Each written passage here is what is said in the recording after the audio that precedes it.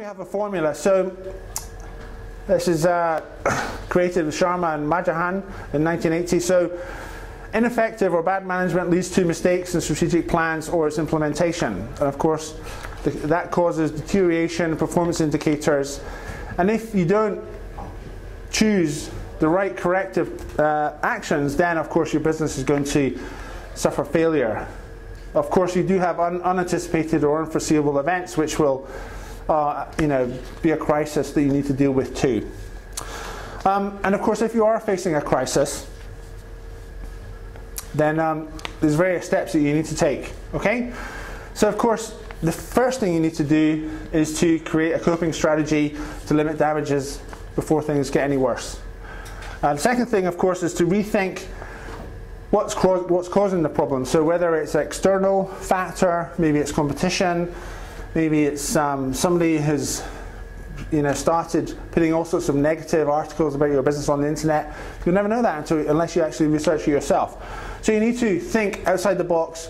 What's the problem here? So that might be talking to your customers, just trying to find out from them how they're feeling about things, what your services are like. So anyway, it's about rethinking your strategy and doing a few things different.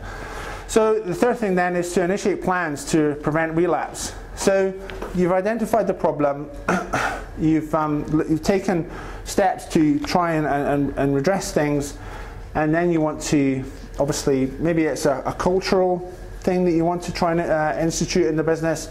Maybe it's retraining your staff, in customer service, or even some sort of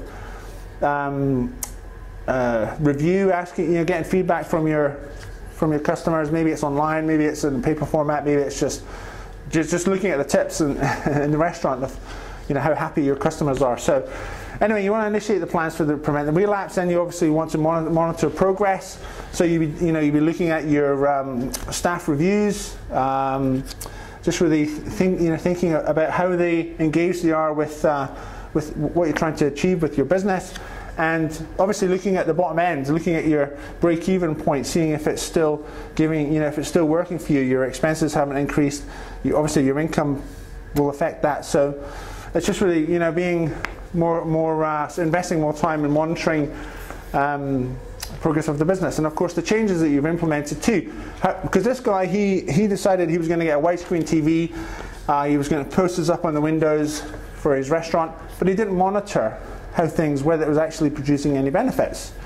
So he'd made the mistaken correction, and then he failed to actually find out if the plans that he was instituting were actually having any benefits. So of course, time is of the essence. You want to implement your actions as quickly as possible, and then of course, you need to be prepared to take the hit if you are unable to turn things around really quickly. So you want to be looking at consolidating.